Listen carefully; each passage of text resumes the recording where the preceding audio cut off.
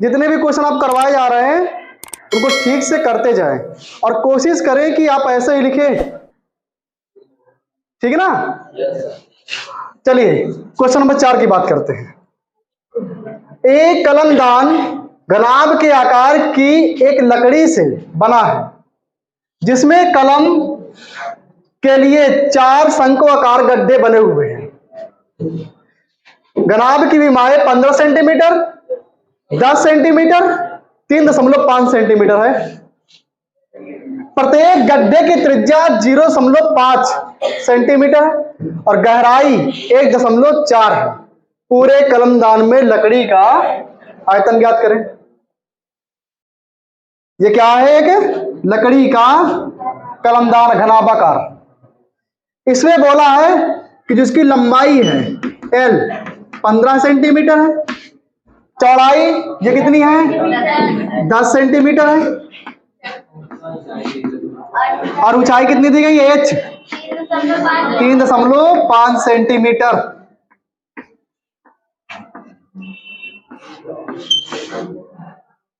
समझ गए? अब आगे समझते हैं। इस घनाभाकार लकड़ी के कलमदान में पेन रखने के लिए आपने पेन को देखा होगा नीचे शंक्वाकार रहता है जहां उसकी निप होती है। तो एक पेन में जहां रखने के लिए कैप में लगाने के लिए होता है ना आगे, तो वो शंक्वाकार नीचे की तरफ ढलान रहती है। तो वैसा ही पेन को इसमें रखने के लिए, खड़ा पेन रखने के लिए तो 4 गड्ढे किए गए। चारों गड्ढे कैसे हैं? शंख के आकार के हैं। ये समझिएगा, ऐसे बने हुए। तो ये जो पेन, ये जो गड्ढा हुआ है ना, इस गड्ढे की गहराई कितनी है?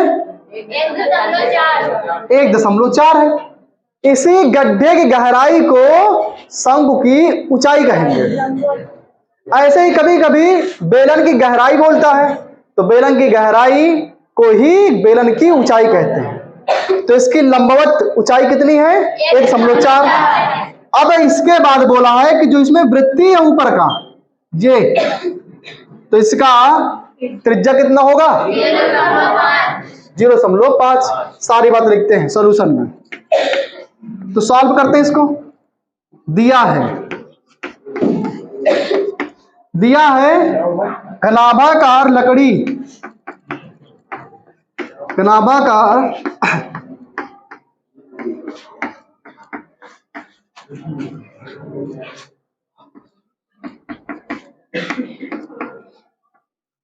कलमदान की विमाएं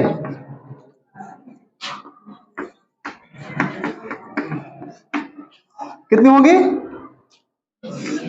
15 सेंटीमीटर, 10 सेंटीमीटर गुणे 3.5 सेंटीमीटर।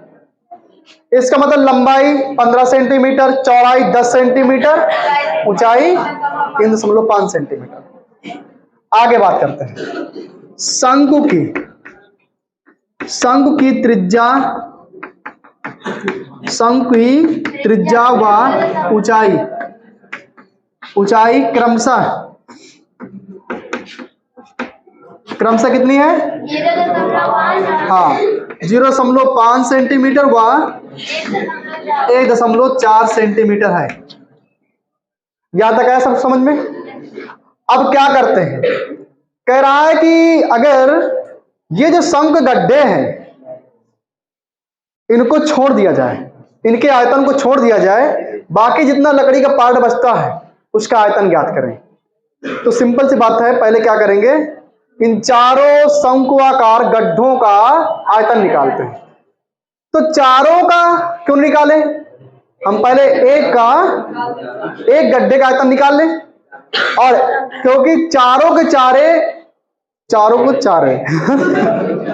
हाँ, चारों के चार इनके जो आयतन है वो बराबर है, क्योंकि रेडियस और इनकी हाइट बराबर है। तो क्या करेंगे? लिखेंगे एक शंक्वाकार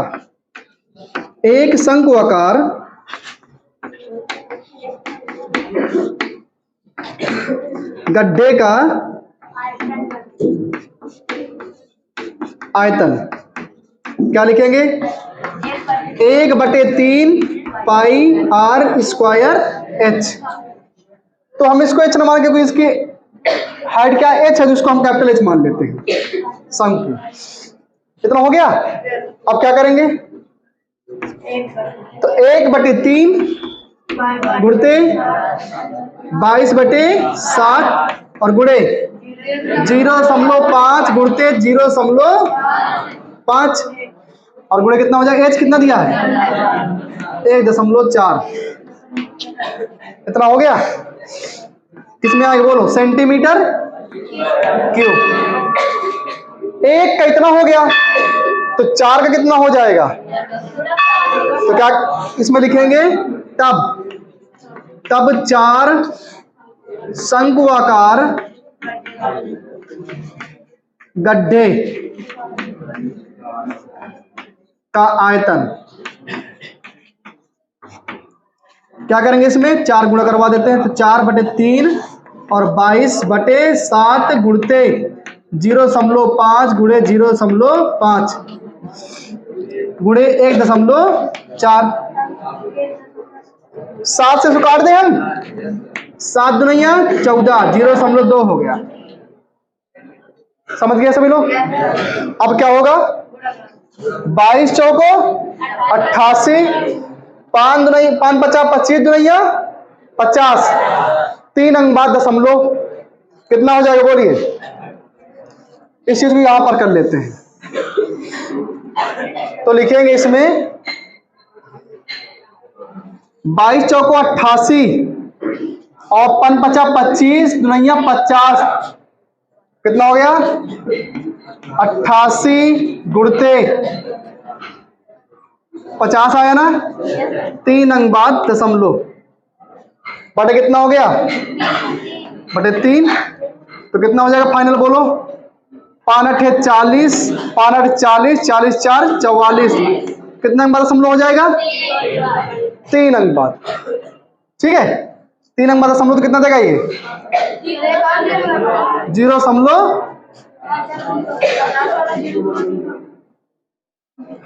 3 अंक बाद दशमलव ये ना। तो हमने उसमें 3 अंक बाद दशमलव लिया था ना, कितना हो जाएगा ये? बटे 3 सेंटीमीटर क्यूब। ठीक है ना। अगर वहां से 0 लिए हैं तो फिर यहां भी ये ऐड होगा। 4400 कितना हो जाएगा? 5 8 40, फिर इसके बाद 5 8 40,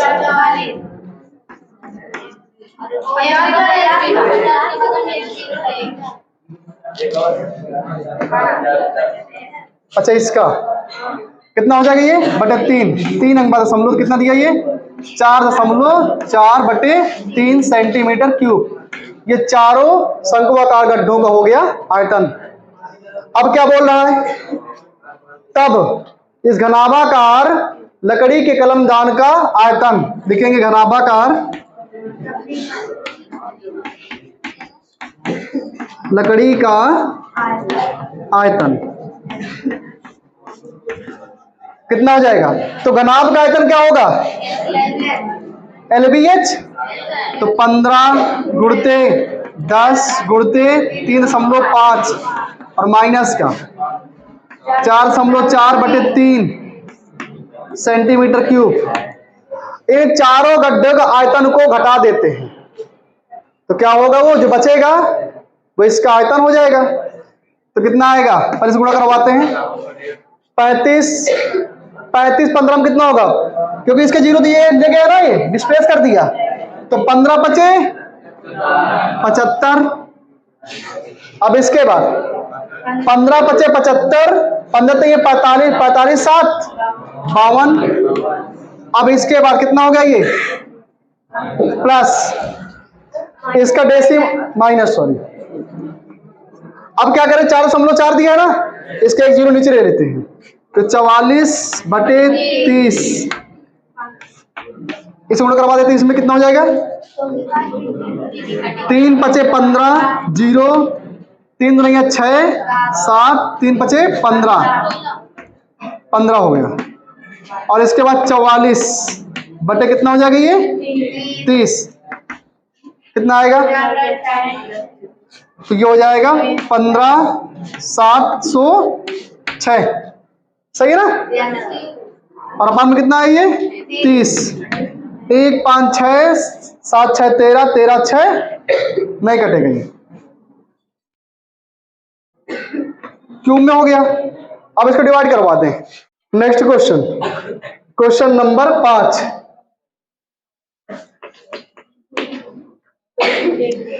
एक बर्तन एक उल्टे सम के आकार का है जिसकी ऊंचाई 8 सेंटीमीटर है और इसके ऊपरी सिरे जो खुला है,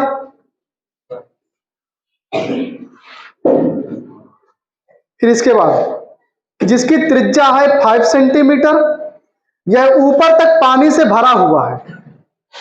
जब इस बर्तन में शीशे की कुछ गोलियां जिनमें प्रत्येक की रेडियस जो है 0.5 सेंटीमीटर है, एक गोला है, कंचा होते हैं ना, हाँ कैसे होते हैं? गोला आकार के, तो उसी पानी में डाली जाती है।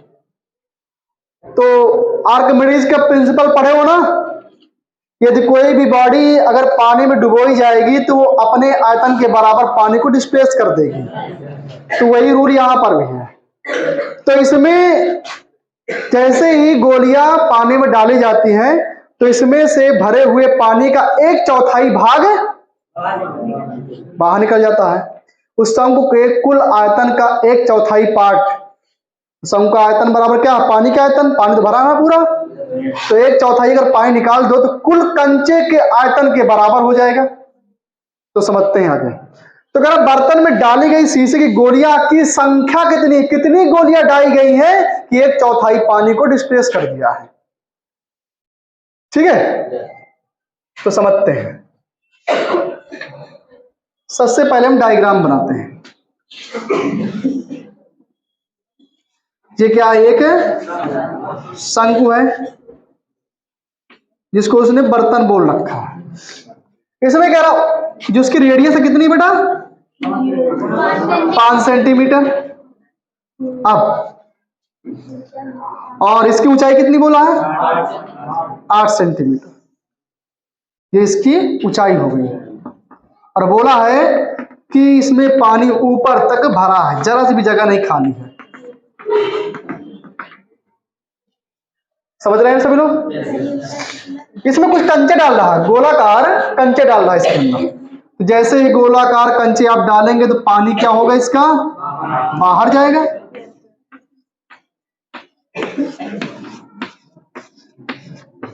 ठीक है ना? तो क्या हुआ? इसका पानी बाहर निकल आया।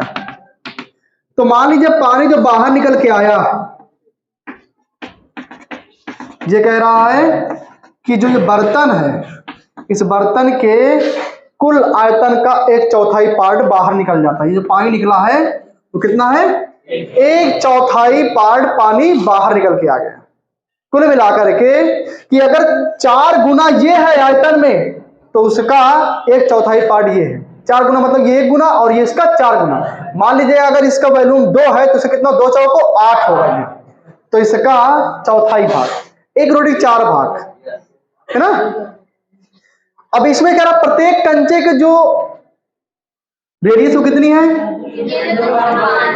0.5। सारी बातें यहां पर लिखेंगे। तो लिखेंगे इसमें दिया है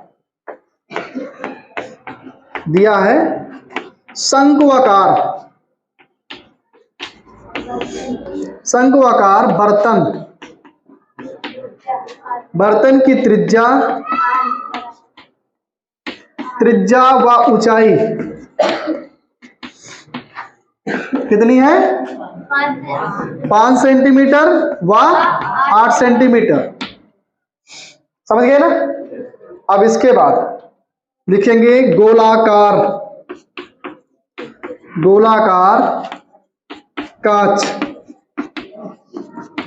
कांच की गोलियां की त्रिज्या कितना होगा? 0.5 सेंटीमीटर। अब क्या करेंगे? सबसे पहले ये माने कि इसमें कुल कितने, क्वेश्चन बोल रहा है कि इसमें कितने कंचे डाले जाए अंदर कि ये 1/4 पानी बाहर कर दे। तो माना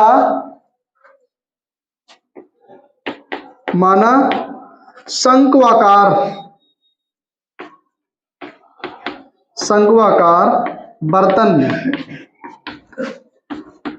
डाले गए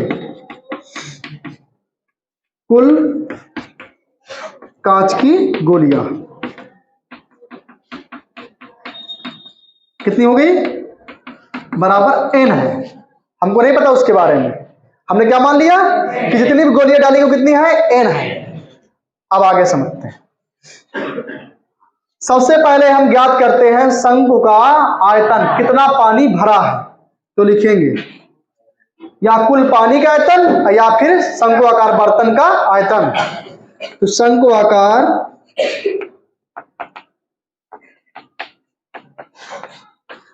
आकार बर्तन का आयतन 1/3 पाई r स्क्वायर h। कितना हो जाएगा ये, क्या लिखेंगे इसको बोलो, 1/3 गुणे 22/7 और इंटू में r कितना दिया गया है 5, 5 गुणते 5 गुणे 8। कितना हो गया, तो ये हो गया पूरे शंक्वाकार बर्तन का आयतन। अब इसके बाद इसका हम 1/4 पार्ट निकाल लें और 1/4 जो पार्ट होगा वह कुल गोलियों के आयतन के बराबर होगा। तो इसका लिखेंगे जिसका 1/4 भाग कितना होगा, ये हो जाए कितना बेटा बोलो, हाँ 1/4 गुणे 1/3 गुणे 22/7 गुणे 5 गुणे 8। 4 तो नहीं है 8 कट गया, तो कितना हो जाएगा ये 22 दूनी 44 5 25 रहने दे इसको। 22 दूनी कितना हो 44 गुणते 5 25 7 त्रिक 21 सेंटीमीटर क्यूब। ये इतना आ गया 1/4 पार्ट। आगे समझते हैं। अब आगे निकालेंगे एक गोलाकार कंचा या कांच की गोली का आयतन। लिखेंगे एक गोली का